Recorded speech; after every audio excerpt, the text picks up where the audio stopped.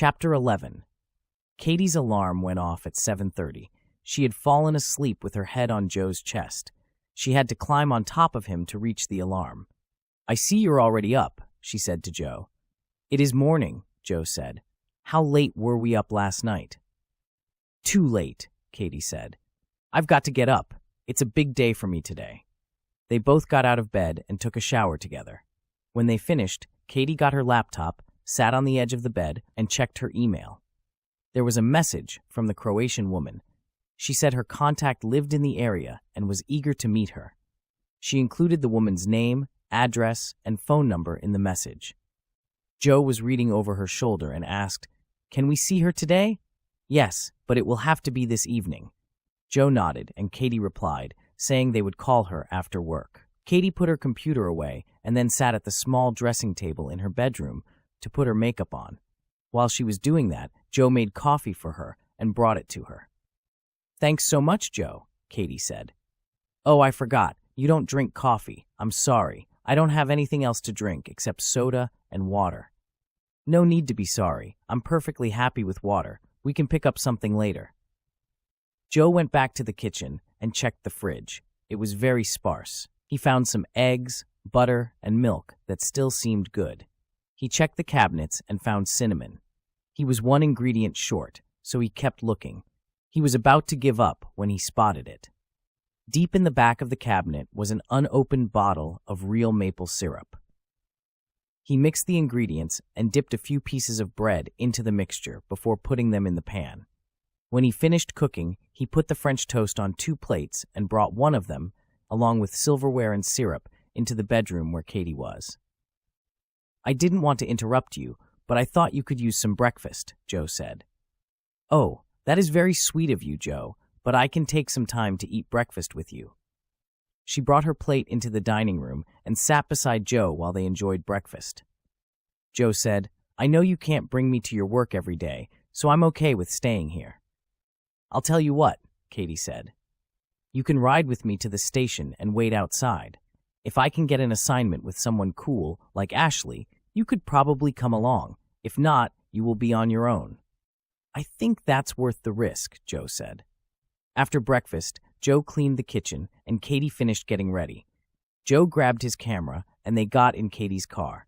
It was less than a 2-mile drive to the television station. When they arrived, Katie went inside and Joe waited by the car.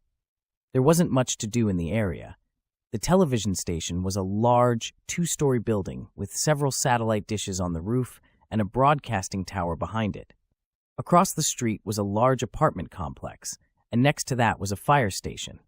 The weather had warmed to just above freezing in the sun, and the streets were wet with melted snow.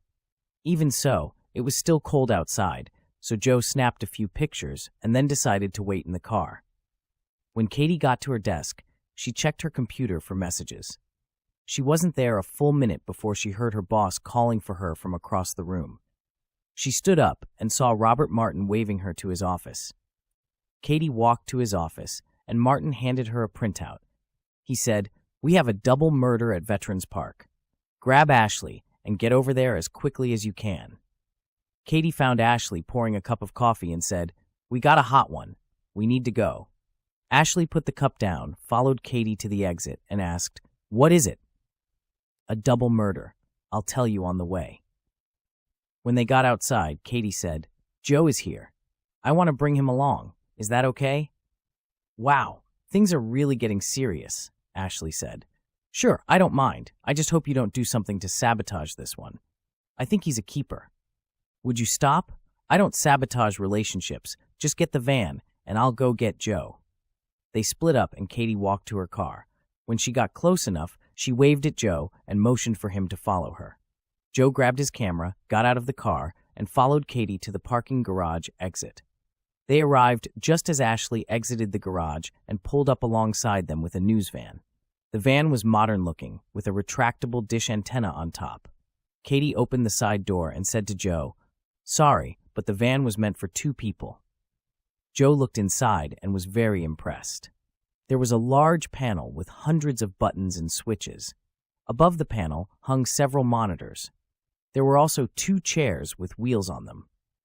Not exactly the safest way to travel, but at least they clipped to the side of the van while driving. Very impressive, Joe said as he stepped inside.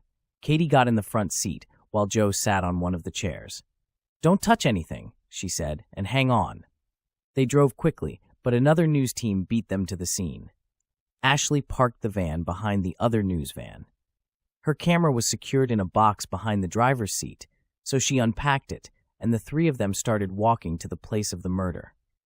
They had to walk almost a quarter-mile down a pedestrian path before getting to where the bodies were found. On the way, they had to step out of the way so the coroner's van could get by. Police tape was wrapped around several trees, and there were at least 10 police officers inside the taped-off area.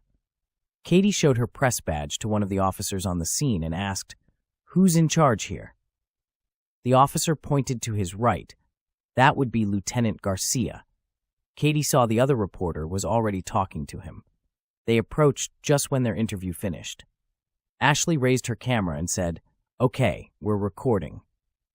Katie walked up to the lieutenant and said, "Hello, Lieutenant. I'm Katie Kowalczyk with Channel 23 News. Can you tell us what happened here?" The lieutenant was a middle-aged man, perhaps 45, but Katie thought he was a good example of someone who could look good while still showing his true age.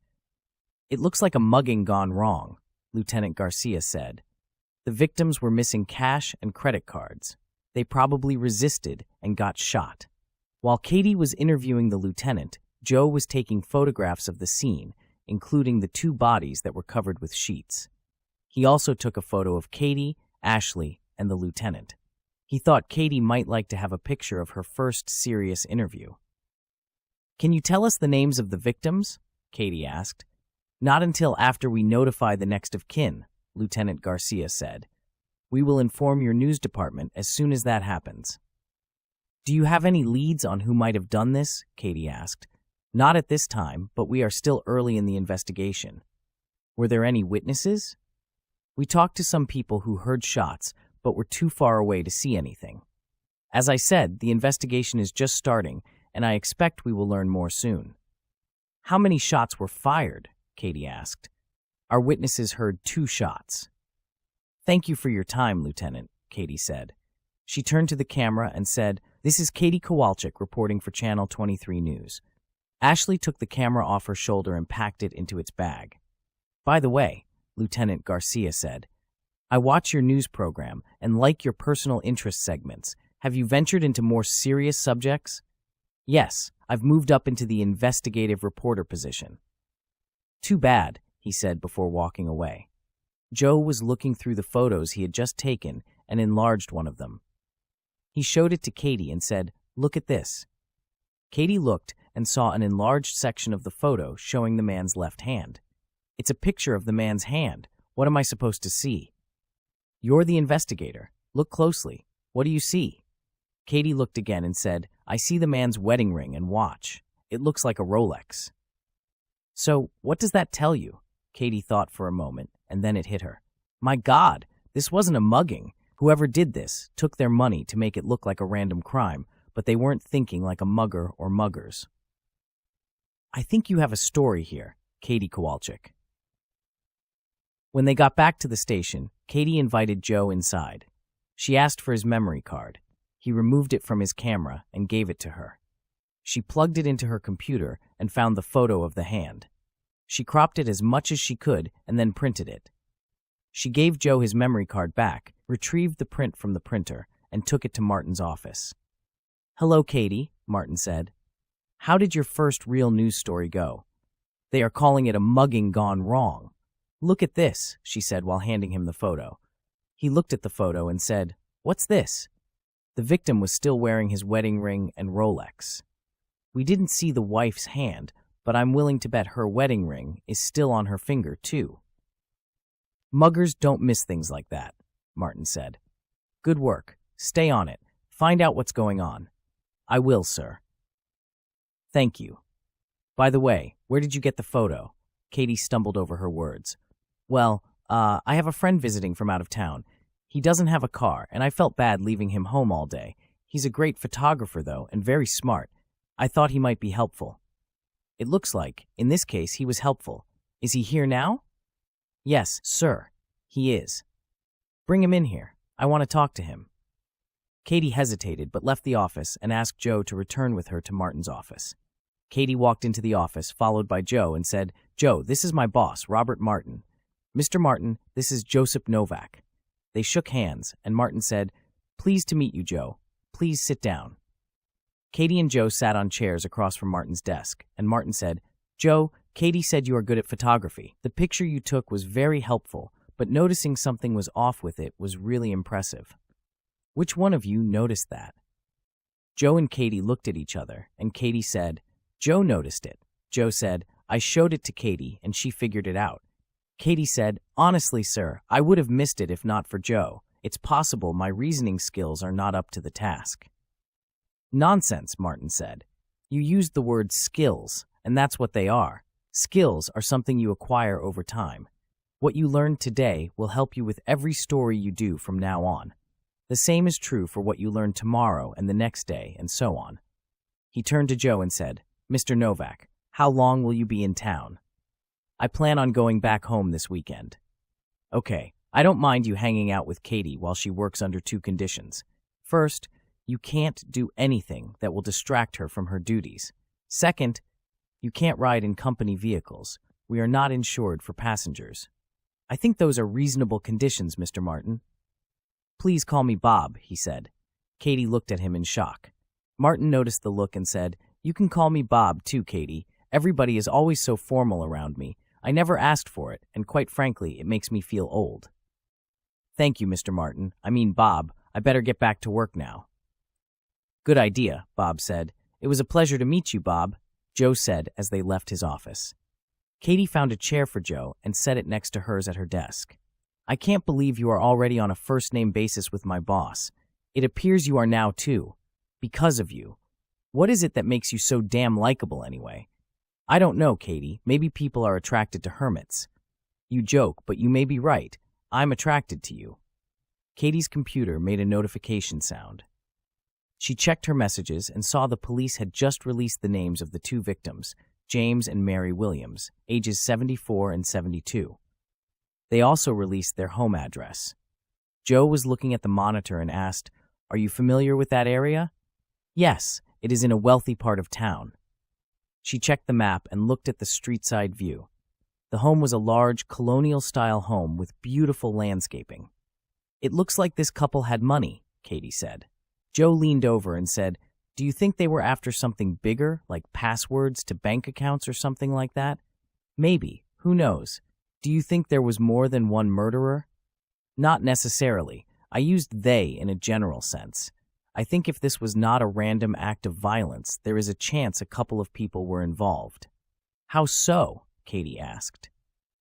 Well, if this were an individual bent on revenge for a perceived misdeed, he would probably just find out where he or she lived and shoot them. This murder wasn't like that. Someone probably watched them, learned their routines, and then set a trap for them. They knew there were two of them, so they would probably assume they needed one to do the deed and another for backup if anything went wrong. The backup could also be the lookout. On the other hand, if this person was experienced with a gun, two people could mean twice the chance of getting caught. So basically, you are saying you don't know. Yes, I don't know. Everything is a guess right now. Okay, so let's look at it from a different angle, Katie said. What kind of person or persons would want these people dead, and for what reason? Most everything that happens in today's society usually comes down to money. Someone either wants money or is trying to prevent a loss of money. Maybe the Williamses knew something that could cause the killer to lose a lot of money or send them to jail if it got out. They might have also stood in the way of him making a lot of money. You're assuming it's a man, Katie said. Women can be just as ruthless. I won't disagree with you there, Joe said. What if the victims had something he or she wanted but wouldn't give it up? Katie suggested. That's another good possibility. It might be easier to learn what they had than what they knew. How much money do they have? Do they have kids? How did they make their money? Those are all good questions. Let's start with something easy, like real estate. She went to the county appraiser's office and searched for properties owned by James and Mary Williams. She found their home and 2 other properties in Milwaukee. She clicked on each one and discovered they were small apartment buildings. While Katie searched, Joe watched the screen and said, "Is that it? It hardly seems worth killing for. Besides, how does one acquire property through murder?" "Only an heir can do that, and only if they can get away with it," Katie said. "Are those their only properties?" "Those are the only properties they own in this county," Katie said. "I don't know about elsewhere. It would take someone more skilled than me to research it."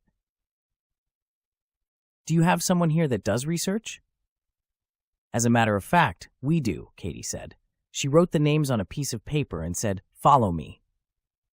They made their way to the far corner of the room, where a young man sat tapping away at his computer. He was wearing wire-rimmed glasses and had somewhat long, sandy blonde hair that looked like it probably did when he rolled out of bed that morning. Katie tapped him on the shoulder and said, "Hi, Billy." He turned around, surprised, and said, "Oh, hi, Miss Katie. What can I do for you?" Billy was young. Joe doubted he had been out of high school very long. Either that or he was a genius and graduated when he was 12. Katie handed him the paper and said, "We need your help. We need as much information as you can find on these people. We need bank records, real estate holdings, previous employment, social clubs, whatever you can find." Billy looked at the paper and asked, "Is this the couple that was murdered this morning?" "Yes, they are," Katie said. "Okay, I'll look into it, but I have something ahead of you, so I won't be able to get to it until later this afternoon." "That's fine," Katie said. "Just do what you can." They returned to Katie's desk, and she said, "I think this is a good time for a lunch break. If you like Mexican, I know a good place near here." "Mexican sounds good to me," Joe said. They put their coats on and got into Katie's car. 5 minutes later, they pulled into the parking lot of the Mexican restaurant. It was a standalone building with an outside seating area that was closed for the winter. Katie and Joe walked inside, and an attractive young woman greeted them. She grabbed a couple of menus and led them to a small table by a window. A young man brought them chips and salsa and asked if they would like something to drink. "I would like a pache, please," Joe said. "Of course," the man said and turned to Katie. "What's tepache?" she asked. "It is a fermented drink made with pineapples," Joe said. "That's right," the young man said. "It is made from the peel and rind of the pineapple, the parts most people throw away." "Okay, I'll have that too," Katie said. After the man left, Katie said, "I suppose you have experienced a lot of different foods in your lifetime." "I suppose that is true, but honestly, I have only left North America twice in my lifetime, not counting when I was in the Army." "Only twice in the last 80 years or so? Really? So I guess that means before you were a hermit, you were a homebody." "I guess I am many H words: humorous, honest, helpful, handsome, and humble. Don't forget humble." Katie laughed and said, "You can be humorous sometimes. I won't argue with that." "Seriously, though," Joe said, "I think I have always been a bit of a homebody. My wife and I were busy raising children at first. Later, we just enjoyed hanging out together or in the company of our grandkids. We did buy a motorhome in the 70s and went through a traveling phase, but it only lasted a couple of years and was mostly in the United States and Canada. We went to Mexico a couple of times, but not in the motorhome." "Well, maybe it's time to plan a trip," Katie said. "Maybe to the area where your family comes from." "I would like that," Joe said, "but only if you accompany me." "I'd love that, Joe. That would probably be the trip of a lifetime." Just then, the waiter came with their drinks and took their order for lunch. Katie sipped her drink and said, "This is pretty good. Drink that every day, and you'll live to be 100, Joe said and laughed. Katie laughed too, then got serious and said, "It must be hard on you. I mean, outliving the ones you love must be difficult. Is that why you live like a recluse?" "Do you mean a hermit?" Joe asked. "Despite what everyone thinks, I don't see myself as a hermit. I like my privacy, but I can also be a people person. I help out at the lodge and am very good at talking to people. People like me for a reason." "I'm sorry," Katie said. "I didn't mean to upset you." "It's okay. I'm not upset. The truth is, you are not entirely wrong. It hurts very much to love someone and then lose them. Maybe unconsciously, I try to avoid that potential for pain by avoiding relationships. 'Tis better to have loved and lost than never to have loved at all, Katie said. I suppose Tennyson was right, Joe said, but it is still difficult. Katie put her hand on Joe's and squeezed but said nothing. They were interrupted by the waiter bringing them their food. Saved by the food, Joe said. After lunch, they returned to the station and Katie went straight to Billy's desk to check his progress. He said, "Sorry, Miss Katie, but I am just getting to it now. Give me 2 or 3 hours. I should have something for you then." "That's fine," Katie said. "Can you put the information into an email and send it to me when you have it?" "Certainly, Miss Katie. No problem." When they got to Katie's desk, she said, "There's not much we can do until we have more information. Do you want to see if we can talk to that Croatian woman now?" "Yes, I would like that," Joe said. Katie got out the paper with the woman's information and dialed her number. When the call was answered, Katie said, "Hi, is this Katerina Babic?" "Yes, it is," the woman said. "Hi, my name is Katie Kowalczyk." Before Katie could say anything else, the woman said, "Yes, I know who you are. Are you ready to come see me?" "Yes," Katie said. "I am with the man who is looking for information on his family. I will be bringing him along if that is okay. I look forward to meeting you both. Do you have my address?" "I do," Katie said. "We will be there soon." Katerina Babic lived in a subdivision southwest of the city. It was a small one-story brick home with a one-car garage.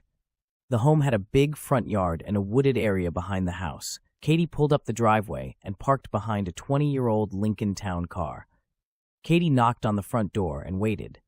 After about a minute, an elderly woman answered the door.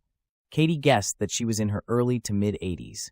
Her hair was primarily white, but some dark strands still ran through it. She had it mostly covered by a headscarf. "Hello, hello," she said pleasantly. "I hope you didn't have trouble finding the place." "No problem at all, thanks to GPS. I'm Katie, and this is Joe." "Hello, Miss Babic," Joe said. "Mrs.," she said. "I was married for 57 years. Sadly, my husband passed away 2 years ago." "I'm so sorry to hear that," Joe said. "Losing someone you love is terribly difficult." "Did you lose someone, young man?" she asked. "I've lost many someones," Joe replied. She put her hand on his arm, studied his face for a moment, and said, "I am very sorry." She led them to the living room and said, "Please, have a seat." It was a relatively small living room with a sofa against the wall opposite the front window. Joe and Katie sat on the sofa next to each other, and the woman sat on a chair to their left. "Would you folks like something to drink?" she asked. "No, thank you," they both said in unison. "We are eager to learn what you know about the Healers," Joe said. "What do you know about your family?" Mrs. Babic asked. "Not much," Joe said. "My great-great-grandmother died when my great-grandfather was born. You saw the letter." "Yes, I did. So, tell me, did the letter refer to your great-grandfather, or did it refer to you?" Joe looked at Katie and back at the woman and said, "What do you mean? Why would you ask a question like that? I wondered why you were so interested in Healers. I realized the reason when I saw you. You're too perfect." "What do you mean by that?" Katie asked. The old woman looked at Joe and asked, "Does she know?" Joe sighed and nodded. "Yes, she knows." "What did I miss here?" Katie asked. "Look at him," said Mrs. Babic. "He has no pimples, no scars, no freckles, no crooked teeth. Imperfections that a normal person would have are missing from him. Only healers are like that." "But I'm not a healer," Joe said. "You can heal yourself, can you not?" "Well, yes, but I can't heal others." Mrs. Babic thought momentarily and said, "I was born during the Nazi occupation of Yugoslavia. My parents held our family together until after the communist takeover, when they were able to get us out of the country to American-occupied Berlin. From there, we made it to the United States. I was not even 4 years old at the time. My father's mother escaped with us. Her husband died during the occupation. Pros 7%. My grandmother told me stories about the old days. Many of those stories were about the healer, who happened to be my grandmother's grandfather." She got up, retrieved a scrapbook, and sat on the sofa next to Joe, who was sitting on the middle cushion. She put the book on Joe's lap and turned to the page with her family tree. She pointed to the name Josip Novak and said, "This was your father." She then pointed to another name, This was my grandmother. Her father and your father's father were brothers, and their father was a healer. This is so much more than I was expecting, Joe said. Thank you for sharing this. Of course, you are family. Is it okay if I copy this? Joe asked. Please do. It is my pleasure to share it with you. Joe turned to Katie and asked her to take a picture of the family tree, which she did. You are here to discover why you can't heal others. Is that right? Mrs. Babick said. Yes, that's right. As you know, this gift you have cannot save your life from a bullet to the heart or the brain or any other extreme trauma. That is probably what killed the last healer. Traditionally, the older healer would pass down his knowledge to the younger healer. According to legend, there were times when as many as 4 healers were alive simultaneously. Unfortunately, the last healer died before you were born. In addition, the small village where the healers come from no longer exists. It was mostly wiped out during the Great War. The survivors scattered throughout Europe and the United States. It seems you are now the last healer. Do you know anything else? Joe asked. How can I use my gift to help others? I'm afraid I can't help you with that. You will need to discover that on your own. So your grandmother did not share that information with you? Joe asked. I don't think my grandmother knew any more than I told you. She only knew that the healing took place through touch. Do you know anyone else that might have an answer for me? Joe asked. Mrs. Babick thought for a moment and then said, I'm sorry. I don't know anyone else that could help you. That's okay. You have told me more than I could have hoped for, Joe said. He handed the book back to Mrs. Babick and stood up. It was a pleasure meeting you, Mrs. Babick, but Katie needs to return to work. I greatly appreciate what you told me, and I hope to visit you again soon. I would love to see you again, too, said Mrs. Babick. They said their goodbyes, and when they were back in Katie's car, she said, That is incredible. I'm sorry you didn't get all the answers you wanted, but we learned a lot today, and you met a relative. That must feel good. It does feel good, Joe said. I always assumed I would never know the truth about where I came from, but now I feel like I am one step away from knowing everything. I just don't know how to take that final step. I have faith that you will figure it out, Katie said. They headed back to Katie's apartment. On the way, they picked up a carton of orange juice and an order of Chinese food. They sat at the table eating while Katie checked her emails. She found an email from Billy and opened it. It looks like the Williamses had just over $60,000 in their bank account. There hasn't been any change to the amount lately, so I doubt a bank password was the reason for their murder. They also have almost $2 million worth of stock. Again, no recent changes. Do they have children? Joe asked. Yes, they have a son named David, but no address is listed for him. What about properties? Joe asked. Well, besides their home and the 2 small apartment buildings I mentioned, the only other property is a 2-bedroom home in Lake County, Illinois. I wonder why they own that, Joe said.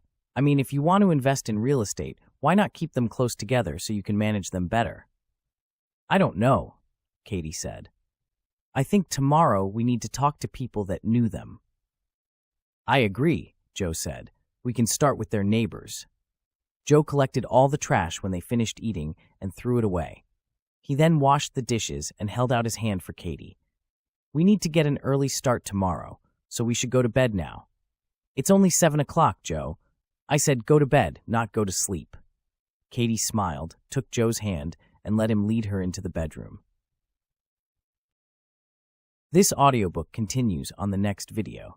For more information on this book and others by this author, please visit charleshuss.com.